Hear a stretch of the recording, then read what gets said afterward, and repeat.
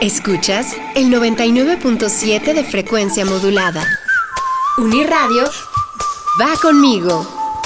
Hola, muy buenos días. Nos encontramos en la Pinacoteca de la Universidad Autónoma del Estado de México, aquí en el edificio de Rectoría. Soy Arlet Rodríguez Peña y el motivo es porque vamos a conversar con uno de los elementos más importantes en lo que compete a la literatura contemporánea en lengua española, una autora de renombre internacional y que el día de mañana recibirá el galardón del Premio Filem en su edición 2023, Rosa Montero. Maestra, ¿cómo está? Hola, Arlet, estoy encantada de estar aquí. Igualmente, créame que yo estoy todavía más encantada. Muchas Quisiera gracias. empezar rescatando una idea que plantea en una de sus novelas, que es Temblor, que es la de la grandeza humana, que describe como esta necesidad que tenemos de trascender, esta cuestión que usted describe muy lindo y que dice que pese a que somos seres minúsculos, tenemos ese interés de dominar nuestra propia existencia e incluso transformarnos en nuestro propio Dios. Ya tiene más de 30 años que salió esta novela. Y mi pregunta sería, la primera pregunta, ¿cree que aún actualmente siga vigente esta concepción de la grandeza humana? Bueno, claro, la grandeza que parte de nuestra pequeñez absoluta, ¿no? En realidad somos hormigas, somos menos que hormigas, estamos sujetos al azar. Yo no soy creyente, no creo en el sentido del mundo, no creo que tenga ningún sentido este mundo. Y entonces ahí estamos, llegamos a ese sinsentido, ¿verdad? A hormigas pequeñas, pataleantes, con un yo enorme. Qué importante es el yo para cada uno de nosotros, claro. ¿no? O sea, con un yo enorme que nos interesa muchísimo y con tantos deseos de ser felices, de efectivamente hacer cosas, de trascender, y en un abrir y cerrar de ojos pues nos morimos. Y en otro abrir y cerrar de ojos se mueren los que nos conocían y ya pasamos para siempre al olvido total, ¿no? Nos convertimos en polvo estelar. Sí, sí. Entonces, lo que me conmueve y lo que me emociona y lo que es verdaderamente épico es que partiendo de esa pequeñez tengamos tantas pretensiones, tengamos tantas aspiraciones, efectivamente, de trascender esa pequeñez. ¿Y cómo podemos trascenderla? Pues a través de la comunicación y a través del arte, a través de la búsqueda de la belleza, ¿no? La búsqueda esa de la belleza pues hace que nos pongamos en contacto unos con otros y conseguimos convertir aquello que es sucio, doloroso, terrible y que no tiene sentido en la vida, pues intentamos convertirlo en algo hermoso, ¿no? Hay un pintor, que se murió, claro, abstracto francés, que me encanta, que es Georges Braque, y tiene una frase que me parece esencial y es el arte es una herida hecha luz. Qué frase tan bonita, ¿no? Sí. ¿Qué vamos a hacer con las heridas de la vida y con, entre otras, eso, esta insustancia de nuestra existencia y tal? ¿Qué vamos a hacer con esas heridas de la vida tremendas sino intentar convertirlas en luz a través del arte, a través de la belleza, para que no nos destruyan, ¿no? Entonces, pues sí, sigue siendo emocionante y conmovedora esa aspiración a trascender de las pequeñas hormigas que somos, sí. Y esa herida hecha luz que es el arte, recuerdo mucho que leí en uno de sus textos donde menciona que es una pena que en la actualidad pareciera que el valor del arte radica en una cuestión monetaria, ¿no? Esta cuestión. Bueno, ahí estamos hablando del arte plástico solamente, ¿no? Es decir, ha habido, es verdad, no es mi campo que más mejor conozco, pero el arte plástico en las últimas décadas, en la segunda parte del siglo XX, digamos, se convirtió en algo que no tenía nada que ver con el arte ya, en realidad, sino en un mercado de inversiones, ¿no? Entonces la gente pues compraba ni siquiera guiado porque le gustara algo, ¿no? Sino porque era una inversión, porque tener tal cuadro pues era un dinero, ¿no? Con esas subastas locas y tal. Todo eso, con la crisis de 2008 estalló esa burbuja. Entonces ahora el mercado del arte plástico está como bastante tocado y quizás sea para bien, porque realmente esa especie de burbuja no era más que una burbuja como financiera, como una burbuja de la bolsa, ¿no? Y absurda, ¿no? Entonces quizás sea para bien. Pero vamos, que eso no tiene que ver con lo que yo llamo, cuando hablo de arte, hablo en general, es decir, hablo de todo, hablo de la escritura, hablo de del deseo de belleza de colocar unas flores bonitas en un jarrón. O sea, esa necesidad básica de belleza que tenemos los seres humanos, ¿no? A eso me refiero. Pero ¿no cree que también estamos en una crisis de sensibilidad? Creo que vivimos en un mundo que es superfluo en muchos sentidos, ¿no? Y creo que también eso de una u otra manera permea la manera en la que nosotros nos regimos y percibimos las cosas. Totalmente, es decir, pero no creo que haya menos sensibilidad ahora que antes. Creo que vivir es difícil, es injusto, porque las sociedades son injustas, no todo el mundo tiene las mismas posibilidades para desarrollar sus propias aptitudes, ni siquiera para sobrevivir sin miedo y sin angustia de no saber de qué cenar, ¿no? Esa noche. Claro. O sea que, entonces, todas esas cosas siempre han sido, vivir es muy complicado desde todos los puntos de vista, ¿no? Entonces, no creo que ahora es muy complicado en otros sentidos. Cada época tiene su crisis y sus angustias, ¿no? Seguro. Ahora hemos conquistado un montón de cosas, la humanidad ha conquistado un montón de cosas, yo qué sé.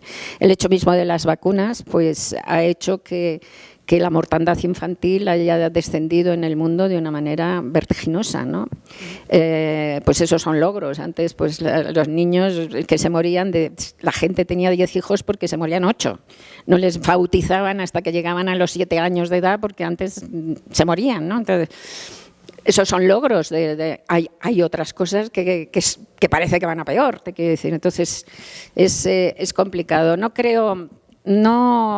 Cada época tiene sus problemas. Tenemos una época ahora mismo que, sin hablar de los problemas científicos que son gravísimos, es decir, tenemos un problema gravísimo que es el de la crisis climática, pero gravísimo, que no estamos enfrentando bien y que no sé siquiera si ya podemos enfrentarla. Lo que podemos hacer es intentar postergarla lo más posible, pero pararla, yo creo, con el conocimiento científico que tenemos hoy, creo que es imposible.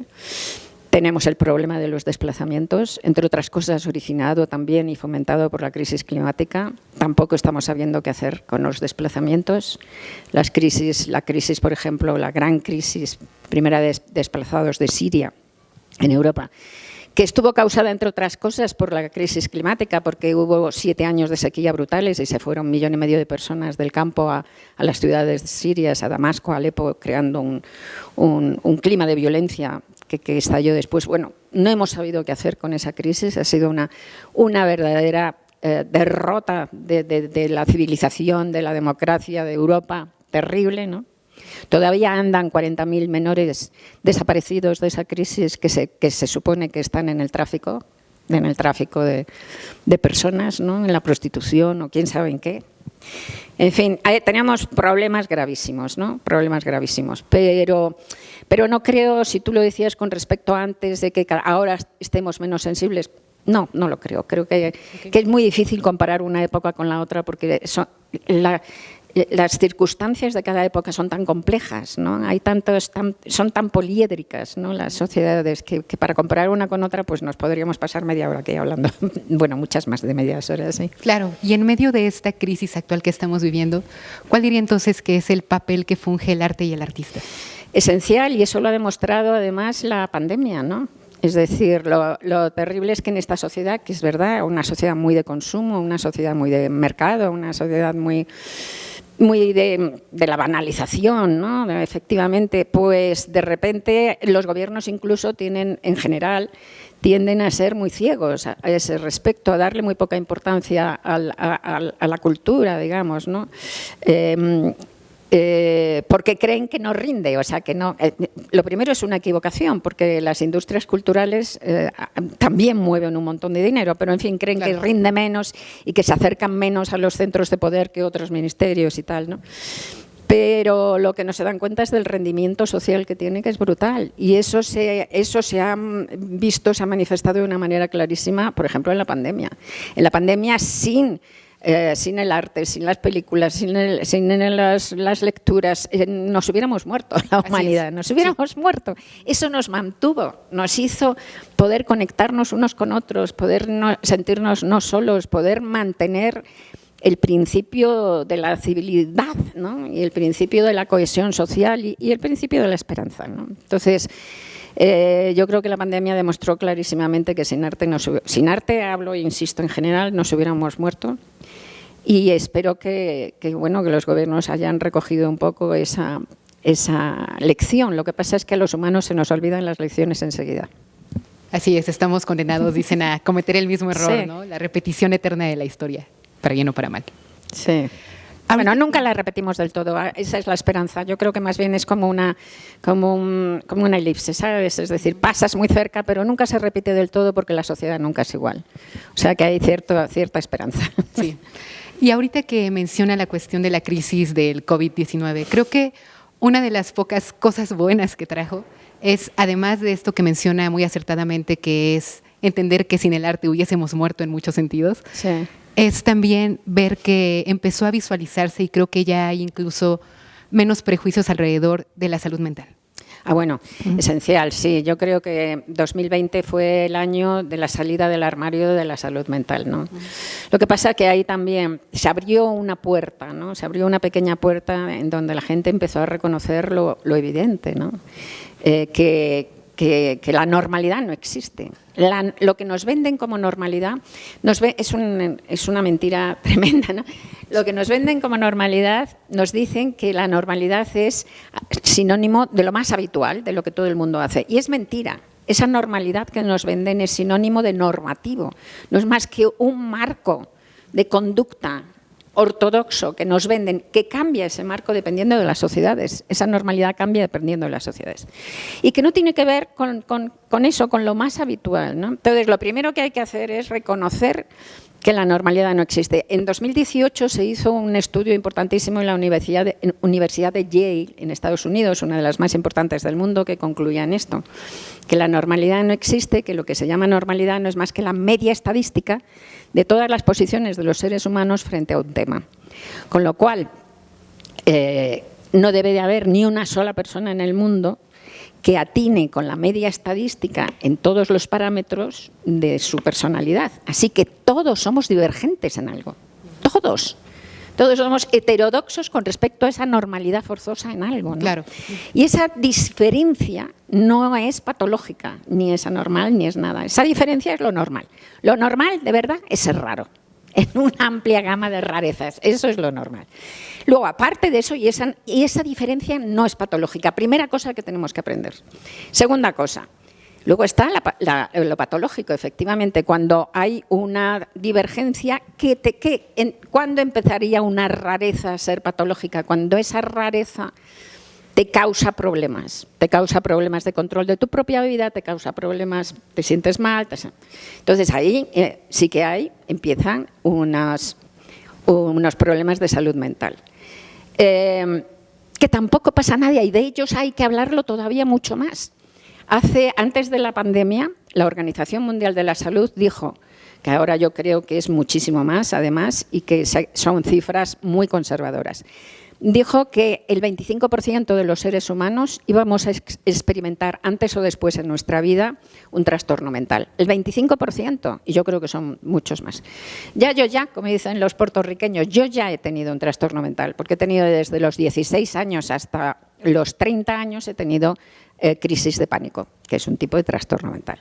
Entonces, hay que sacarlo a la luz, hay que hacerlo también natural, es algo natural en el ser humano. El trastorno mental es una enfermedad más y una enfermedad más del cuerpo, de la que hay que hablar, a la que hay que conocer, a la que hay que dejar de tener miedo, ¿no? Y que se puede tratar y que se debe tratar, hay que fomentar, hay que dar más dinero para la salud mental, que es uno de los registros, ¿verdad?, sanitarios más abandonados y más poco tratados en el mundo.